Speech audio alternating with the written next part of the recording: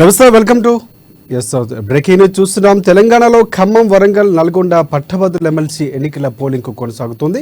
ఇక ఈ ఉప ఎన్నిక బరిలో మొత్తంగా 52 మంది అభ్యర్థులు ఉన్నారు. ప్రధాన పోటీ కాంగ్రెస్, బీఆర్ఎస్, బీజేపీ మధ్య జరుగుతున్నట్లు తెలుస్తోంది. ఇక ఉదయం 8 గంటలకు ప్రారంభమైన పోలింగ్ సాయంత్రం 4 గంటల వరకు జరగనుంది. జూన్ 5న ఎన్నికల ఫలితాలు వెల్లడి కాబోతున్నాయి. ఎన్నికల సందర్భంగా కేంద్రం ఎన్నికల సంఘం ప్రత్యేక సెలవులు ప్రకటించింది. ఇక మొత్తంగా 605 పోలింగ్ కేంద్రాలు ఏర్పాటు చేశారు. మొత్తం ఓటర్ల సంఖ్య 4,63,839 మంది ఓటర్లు వారి ఓటు హక్కును వినియోగించుకోబోతున్నారు. ఇక ఉమ్మడి ఖమ్మం, నల్గొండ, వరంగల్ జిల్లాలో రాత్రి 8 గంటల వరకు 144 సెక్షన్ అమల్లో ఉండనుంది.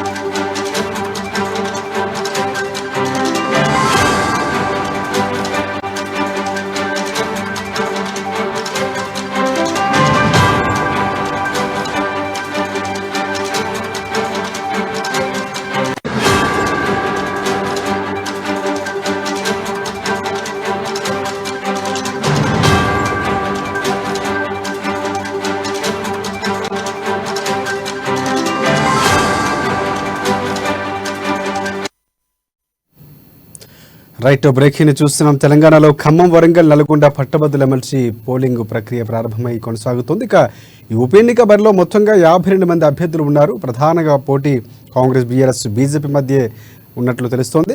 ఇక ఉదయం 8 గంటలకు ప్రారంభమైన పోలింగ్ సాయంత్రం 4 గంటల వరకు జరగనుంది. జూన్ 5న ఎన్నికల ఫలితాలు వెల్లడి కాబోతున్నాయి. ఎన్నికల సందర్భంగా కేంద్ర ఎన్నికల సంఘం ప్రత్యేక సెలవులు కూడా ప్రకటించింది. మొత్తంగా 605 పోలింగ్ కేంద్రాలు ఏర్పాటు చేశారు. ఓటర్ల సంఖ్య 4,63,839 మంది ఓటర్లు ఉన్నారు.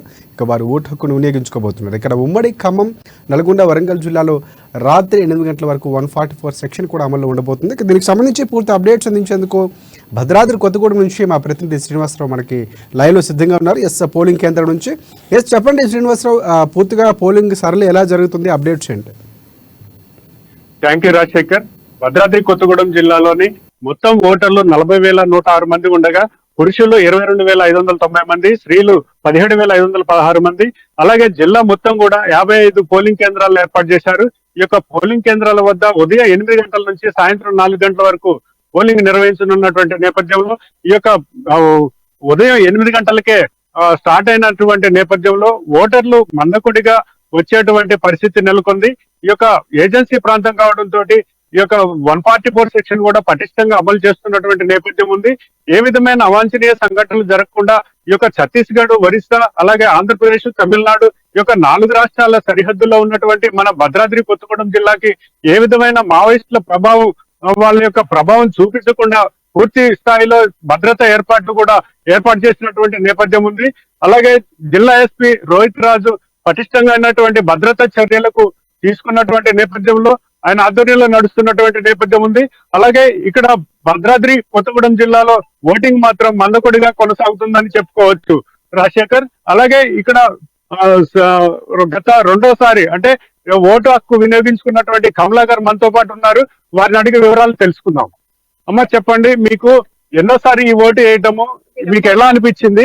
రెండోసారి. దీని గురించి కొద్దిగా ఏంటంటే అవగాహన అనేది కొద్దిగా కల్పించాల్సిన, ఈవెన్ ఎడ్యుకేటెడ్ అయినా సరే నంబరింగ్ అనేది మనం క్లియర్ గా చెప్పాల్సిన అవసరం ఉంటుంది. దట్ ఈస్ ఫస్ట్ వన్ అండి. Remaining is good. మీకు ఎలా అనిపించింది ఈసారి ఓటు వేసినందుకు గతంలో కంటే? ఆనందంగానే ఉండిందండి. ఈ ఓటింగ్ అనేది ఒక మంచి వ్యక్తిని మనకి సంబంధించిన వాళ్ళని సెలెక్ట్ చేసినట్టయితే. Okay, thank you. మీరు చెప్పండి, మీరు మొదటిసారి ఓటాకు వినియోగించుకున్నటువంటి నేపథ్యంలో మీకు ఎలా అనిపించింది? మీ ఫీలింగ్ ఎలా ఉంది? ఫస్ట్ సారి ఓటేయడానికి వచ్చాను. ఇంత ముందు అయితే నాకు ఎమ్మెల్సీ ఓటింగ్ లో మొత్తము ఎక్స్పీరియన్స్ అయితే లేదు. అది కొంచెం నంబరింగ్ దగ్గర కొంచెం కన్ఫ్యూజ్ అయ్యింది. అయితే నేను సెలెక్ట్ చేసుకున్న క్యాండిడేట్ అయితే బెటర్ చేస్తారని చెప్పేసి అనుకున్నాను. చాలా హ్యాపీ అనిపించింది.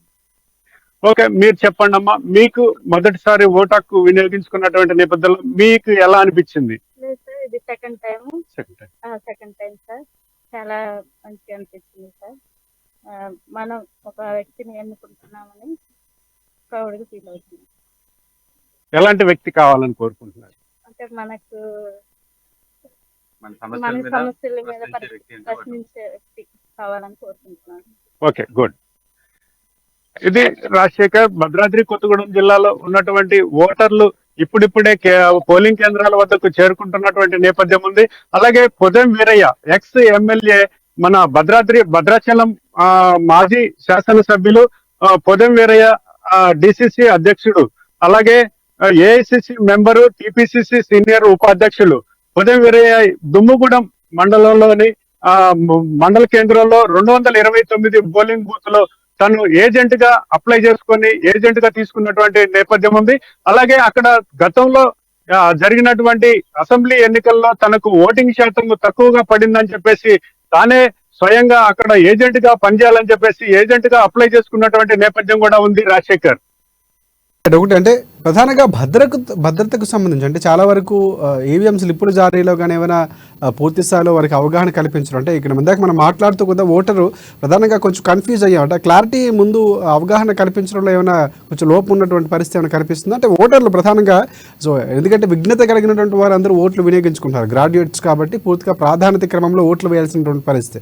సో ఓటర్లు ఎంతమంది నమోదైనటువంటి ఏమైనా మనకి సమాచారం పోలింగ్ కేంద్రాల నుంచి అందుతున్నటువంటి పరిస్థితి ఉందా మీరున్న పోలింగ్ కేంద్రాలకు సంబంధించి?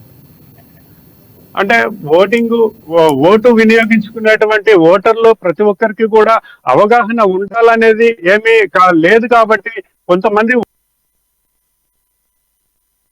కన్ఫ్యూజ్ అయినటువంటి సందర్భాలు కూడా ఈ యొక్క ఓటర్లు తెలియజేస్తున్నటువంటి నేపథ్యంలో అంటే ఓటర్లకు అవగాహన కల్పించడంలో కొంత విఫలమయ్యారని కూడా చెప్పుకునేటువంటి పరిస్థితి నెలకొంది రాజశేఖర్. నెక్స్ట్ మనం ఖమ్మం వెళ్దాం. ఖమ్మంకి సంబంధించి మా ప్రతినిధి ఉపేంద్ర మనకి అందుబాటులో ఉన్నారు. సో ఖమ్మంకి సంబంధించి అత్యధికంగా పోలింగ్ కేంద్రాలు ఏర్పాటు చేసినటువంటి పరిస్థితి, పోలింగ్ సంబంధించి చాలా వరకు పోటీ కొనసాగుతున్నారు. ముగ్గురు అభ్యర్థుల మీద ప్రధానంగా పోటీ ఉండబోతుంది. సో అక్కడ ఓటింగ్ సర్లు ఎలా ఉంది, పూర్తి అప్డేట్స్ అందిస్తారు మా ప్రతినిధి ఉపేంద్ర. ఉపేంద్ర చెప్పండి. రాజశేఖర్, ఖమ్మం జిల్లాకు సంబంధించి ఉదయం 8 గంటలకి షార్ట్ టయానికి పోలింగ్ ప్రారంభమైంది. జిల్లాలో ప్రధానంగా 118 కేంద్రాలు ఏర్పాటు చేయగా 86,000 మంది ఓటర్లకు సంబంధించి ఓటు హక్కు వినియోగించుకుంటా ఉన్నారు. దీంతో పాటు జిల్లా వ్యాప్తంగా కూడా ఇప్పటికే పకడ్బందీ ఏర్పాటు చేసినటువంటి నేపథ్యంలో ఖమ్మం ఎస్ఆర్ఎండ్ బీజీఎన్ఆర్ కళాశాల వద్ద కూడా ప్రముఖులందరూ కూడా దాదాపు ఇంటలెక్చువల్స్ అనుకుంటున్న వాళ్ళందరూ ప్రధానమైనటువంటి ప్రాంతానికి వచ్చిన ప్రజలందరూ కూడా ఇప్పటికే ఓటర్లు కూడా పట్టభద్రులందరూ కూడా ఓటు హక్కు వినియోగించుకుంటా ఉన్నారు. ఇక్కడ పోలీసుకి సంబంధించినటువంటి సిబ్బందితో పాటు మరో కీలకమైనటువంటి ఐసీడీఎస్ డిపార్ట్మెంట్, మరోవైపు హెల్త్ డిపార్ట్మెంట్, ఇంకోవైపు ఉన్నటువంటి అనేక మంది కూడా కీలకమైనటువంటి డిపార్ట్మెంట్ వాళ్ళందరూ కూడా పనిచేస్తా ఉన్నారు. ప్రస్తుతం మనం పోలింగ్ కేంద్రం లోపల ఉన్నాం. పోలింగ్ కేంద్రం చూస్తా ఉంటే కేవలం అంటే లైన్ లో కూడా ఎవరు కూడా లేరు. ఇక్కడ ఏజెంట్స్ కూడా కూర్చొని ఉన్నారు.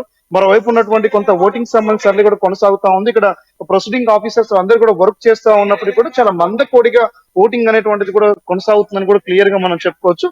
అదే నేపథ్యంలో సంబంధించిన కీలకమైనటువంటి ముఖ్యమైన ఓటింగ్ సంబంధించి కాంగ్రెస్ అభ్యర్థి, బీఆర్ఎస్ అభ్యర్థి, మరోవైపు ఉన్నటువంటి బీజేపీ అభ్యర్థి వీళ్ళందరూ కూడా ఓటుకు సంబంధించినటువంటి ఓటుకు పోటీలో ఉన్న నేపథ్యంలో వీళ్ళెవరు కూడా ఖమ్మం జిల్లా నేతలు కాకపోవడం తోటి వీళ్ళెవరు కూడా ఖమ్మం జిల్లాకు సంబంధించి కేవలం విజిటింగ్ కోసం మాత్రమే తప్ప ఎక్కడ కూడా వాళ్ళు ఎవరు కూడా కీలకమైనటువంటి వారు అబ్జర్వేషన్స్ కూడా ఎవరు కూడా చేసే అవకాశం, అబ్జర్వేషన్ కోసం తప్ప ఓటు ఎక్కడ ఉపయోగించుకునే అవకాశం లేదు. ప్రముఖ మేధావులందరూ కూడా ఓటు హక్కు వినియోగించుకోవడానికి అవసరమైనటువంటి ప్రణాళికని, అవసరమైనటువంటి ప్లానింగ్ ఇప్పటికే రూపొందించి ఆయా పోలింగ్ కేంద్రాలకు కూడా చేరుకుంటున్నటువంటి నేపథ్యం కనబడతా ఉంది. ఉదయాన్నే సంబంధించి అంటే ఉదయాన్నే 8 గంటలకి పోలింగ్ కేంద్రానికి చేరుకున్నటువంటి ప్రజానీకం అనేక మంది కూడా నేతలందరూ కూడా ఇప్పటికీ కీలకమైనటువంటి ఇది కూడా ఇక్కడ మనం డిపార్ట్మెంట్ కూడా కీలకమైనటువంటి ఆఫీసర్ కూడా చూస్తాము. ఇక్కడ సెల్ ఫోన్స్ కూడా స్ట్రిక్ట్ గా ఆ పోలీస్ స్టేషన్ కి సంబంధించి పోలీసు అందరూ కూడా స్ట్రిక్ట్ చేస్తా ఉన్నారు. ఎక్కడ కూడా సెల్ ఫోన్స్ ని కూడా నిషేధిస్తా ఉన్నారు. ఐడి కార్డు ఉన్న వాళ్ళని మాత్రమే లోపలికి అనుమతిస్తూ పోలింగ్ సంబంధించి నిర్వహిస్తున్నటువంటి సందర్భాలు కనబడతా ఉన్నాయి. అంటే ఒక ఖమ్మంకి సంబంధించినటువంటి మొదటి నుంచి కూడా స్ట్రిక్ట్ గా ఎలక్షన్ నిర్వహించేటువంటి విధి విధానాల్లో భాగంగానే ప్రస్తుతం ఈ పోలింగ్ కేంద్రం అందరూ కూడా స్ట్రిక్ట్ గా నిర్వహిస్తూ పోలింగ్ ప్రజానికి అంటే పట్టభద్రులు కూడా కీలకంగా రావాల్సిన వాళ్ళు కొంత మందకోడిగా రావడం అనేది ప్రస్తుతం ఈ ఉదయం 8 గంటల నుంచి 9 గంటల అప్డేట్ మాత్రం కొద్దిగా స్లో ఉందని కూడా చెప్పుకోవచ్చు. ఇది కాస్త కొద్ది క్షణాల్లో అంటే వాతావరణం కూడా అనుకూలంగా ఉన్న నేపథ్యంలో ఏదో ఒక సమయానికి వచ్చి ఓటు వేయాలి అనేటువంటి ఒక ఆతృత అనేటువంటిది పట్టభద్రుల్లో ఉండేటువంటి అవకాశం ఉంది. అయితే ఓటింగ్ సంబంధించి సరళి చూసుకున్నప్పుడు ప్రస్తుతం ఎటువంటి పూర్తిస్థాయి అప్డేట్ లేదు. ఇంకొక హాఫ్ అన్ అవర్ లో అప్డేట్ వచ్చేటువంటి అవకాశం ఉన్నటువంటి నేపథ్యంలో కేవలం ఒకరు ఇద్దరు మాత్రమే పోలింగ్ కేంద్రానికి వస్తున్నటువంటి సందర్భం కూడా కనబడతా ఉంది రాజశేఖర్. అంటే ప్రధానంగా మందుకొడిగా, ఎందుకంటే ఓటర్ల సంఖ్య కూడా చాలా తక్కువగా ఉంటుంది కాబట్టి, సో పోలింగ్ సర్లీ సాయంత్రానికి పెరిగే అవకాశాలు, అంటే ఉదయాన్నే ప్రారంభం ఇప్పుడై గంట గడుస్తున్నటువంటి నేపథ్యం, సో ఏమైనా సాయంత్రానికి పెరిగే అవకాశం, అంటే ఈసారి పోలింగ్ శాతం కూడా చాలా కీలకం కాబోతున్నటువంటి సర్వేలు ఉన్నాయి. సో ఈసారి ఏమైనా ఖమ్మంలో అలాంటి పోలింగ్ నమోదయ్యే అవకాశాలు మనం ఎక్స్పెక్ట్ చేయొచ్చు అంటారా? రాజశేఖర్, మొన్నటి వరకు అసెంబ్లీ ఎన్నికలు, ఆ తర్వాత పార్లమెంట్ ఎన్నికలు ఇప్పటికీ ముగిసిన అనంతరం కూడా ఉప ఎన్నిక కావడంతో కొంత ఆసక్తి అనేది పట్టభద్రుల్లో కొంత ఆసక్తి తగ్గిందని కూడా చెప్పుకోవచ్చు. అవసరమైనటువంటి ఎన్రోల్మెంట్ కూడా ఖమ్మం జిల్లాలో కేవలం 83,000 మంది మాత్రమే ఎన్రోల్మెంట్ అయిన నేపథ్యంలోనే కొంత వెనుకబాటుతనం కనబడుతూ ఉంది. అంటే ఉన్న 83,000 మంది కూడా ఎంత శాతం పర్సంటేజ్ పోలింగ్ నమోదవుతుంది ఏంటనేది కూడా కొంత పర్టికులర్ గా పరిశీలించాల్సిన అవసరం ఉంది. ఓవరాల్ గా చూసుకున్నప్పుడు ప్రస్తుతం ఉన్నటువంటి తీన్మార్ మల్లన్న కావచ్చు, రాకేష్ రెడ్డి కావచ్చు, బీజేపీ అభ్యర్థి ప్రేమందర్ రెడ్డి కావచ్చు, వీళ్ళందరూ కూడా ఎన్నికలకు సంబంధించినటువంటి పోటీలో ఉన్న నేపథ్యంలో వీళ్ళపై అభిమానం కావచ్చు, రాజకీయ పార్టీల యొక్క ఫాలోఅప్ కావచ్చు, ఎన్ని రీత్యా కొంతమంది ఓటింగ్ వచ్చే ప్రయత్నం చేస్తా ఉన్నారు. ఉదయాన్నే అంటే అన్ని పోలింగ్ కేంద్రాల్లో కూడా ఉదయాన్నే ఆయా అభ్యర్థుల యొక్క ఇంపార్టెన్స్ ని గుర్తు చేస్తూ కూడా ఆయా సెంటర్స్ అంటే 200 మీటర్స్ డిస్టెన్స్ లో ఉన్నటువంటి దూరంలో కూడా ఇప్పటికే ఆయా పార్టీ నేతలు కూడా ప్రచారం కొనసాగిస్తా ఉన్నారు. అంటే ఈ యొక్క ఎన్నికలకు సంబంధించి ప్రతిష్టాత్మకంగా తీసుకుంది. ఆ తర్వాత 2021లో బీఆర్ఎస్ అభ్యర్థి గెలుపు దిశగా అడుగులేసినటువంటి నేపథ్యంలో ఇప్పుడు ప్రస్తుతం ఉప ఎన్నిక వచ్చినటువంటి నేపథ్యంలో ఈ సంవత్సరం 2027 వరకు జరిగేటువంటి ఈ యొక్క పదవి కాలానికి సంబంధించి దీన్ని ఎలాగైనా సరే నిలబెట్టుకోవాలని చెప్పేసి అని కూడా మరోవైపున బీఆర్ఎస్ ఎలాగైనా సాధించాలని చెప్పేసి మరోవైపున కాంగ్రెస్, మరోవైపున బీజేపీ కూడా పట్టు సాధించడం కోసం కూడా ముగ్గురు కూడా పోటీ పడుతా ఉన్నారు. మరోవైపు ఇండిపెండెంట్ అభ్యర్థులకు చెందినటువంటి బక్క జడ్సన్ తో పాటు మరోవైపు ఉన్నటువంటి కీలకమైనటువంటి నేత అశోక్ కుమార్ కు సంబంధించి ఎడ్యుకేషన్ ఇన్స్టిట్యూషన్ నిర్వాహకులు వీళ్ళందరూ కూడా ప్రధానమైనటువంటి పోటీ ఇస్తారు, ఓటింగ్ పడే అవకాశం ఉంది ఖమ్మం జిల్లాలో అని చెప్పేసి కూడా కొంత మనకి తెలుస్తా ఉంది. ఇదే నేపథ్యంలో ఖమ్మం జిల్లాకు సంబంధించి 118 పోలింగ్ కేంద్రాలకు సంబంధించి అవసరమైనటువంటి బ్యాలెట్ బాక్సెస్ యంత్రాంగం అరుగురు ఉదయాన్నే చేరుకొని పకడ్బందీగా నిర్వహించేందుకోసం ఆ రకం కృషి చేస్తా ఉన్నారు. ఎక్కడ కూడా సెల్ ఫోన్స్ ని అనుమతించుకోకుండా స్ట్రిక్ట్ గా నిషేధించేందుకోసం కూడా అవసరమైనటువంటి పోలీసు యంత్రాంగాన్ని కూడా డైరెక్షన్ ఇచ్చి పంపించినట్టుగా మనకు స్పష్టంగా తెలుస్తా ఉంది రాజశేఖర్. ప్రధానంగా అంటే ఓటర్లకు ముందస్తు సమాచారం అంటే ఫోన్లు అలౌ చేయరు, లేకపోతే ఎందుకంటే చాలా మంది ఫొటోస్ తీసుకొని స్టేటస్ పెట్టే అవకాశం ఉంటాయి కాబట్టి దాన్ని నిర్వహిస్తుంది. గతంలో చూసుకుంటే అసెంబ్లీ పార్లమెంట్లో స్మార్ట్ వాచ్లు కూడా అలౌ చేయనటువంటి పరిస్థితి, ఏమైనా కమ్యూనికేషన్ డివైజెస్ ఉంటే వాటిని కూడా అలౌ చేయనటువంటి పరిస్థితి ఉంది. సో ఇక్కడ ముందస్తు సమాచారం లేకపోవడం వల్ల ఫోన్లు తీసుకొచ్చారు. వారికి సంబంధించి ఏమైనా ప్రత్యేకంగా అక్కడ కౌంటర్లు ఏమైనా ఏర్పాటు చేసినటువంటి పరిస్థితి ఉందా? ఎస్ రాజశేఖర్, అంటే ఎంట్రీ భాగంలో ఇప్పటికే 4 రకాల డిపార్ట్మెంట్ చెందినటువంటి నేతలు కూడా వర్క్ చేస్తా ఉన్నారు. అక్కడ పోలీస్ డిపార్ట్మెంట్ అటు మహిళల్ని, మరోవైపున పురుషులందరూ ఇద్దరిని కూడా చెకప్ చేసి సెల్ ఫోన్ ఉన్న వాళ్ళు ఎవరిని కూడా స్ట్రిక్ట్ గా అనుమతించేటువంటి దాఖలు కనిపించట్లేదు.